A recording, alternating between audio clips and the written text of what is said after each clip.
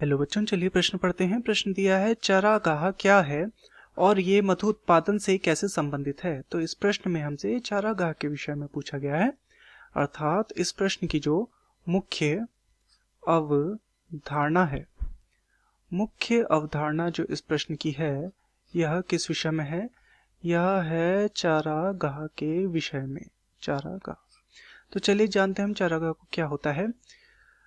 तो चारागाह जो होता है वह एक ऐसा क्षेत्र है, ऐसा क्षेत्र जहां मधुमक्खी पालन किया जाता है, जहां मधुमक्खी का पालन किया जाता है, उसे क्या कहते हैं? उसे चारागाह कहते हैं। अब यह जो क्षेत्र होता है, इस क्षेत्र से मधुमक्खी क्या करती हैं? पराग इकट्ठा करती हैं। यहां पर से क्या करेंगी? इस क्षेत्र से मधुमक्खी पराग क्या करेंगी? इकट्ठा करेंगी यहां पर से। और क्योंकि मधुमक्खी यहीं पर से अपना पराग इकट्ठा करेंगी, तो इन पराग का इकट्ठा करके ये क्या करेंगी? इसी पराग से शहद का निर्माण यहां पर करेंगी। जो ये पराग इकट्ठा होगा, इसी से शहद का निर्माण होगा।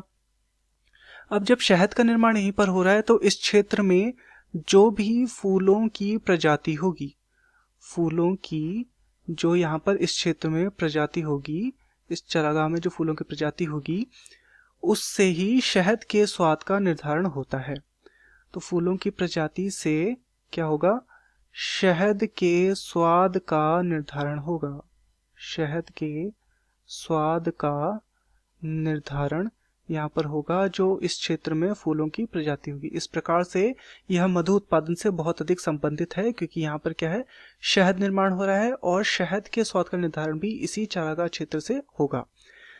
तो यह है चारागाह, जहाँ पर मधुमक्खी का पालन किया जाता है तथा शहद निर्माण इस क्षेत्र से किया जाता है, इसलिए मधु उत्पादन से संबंधित है।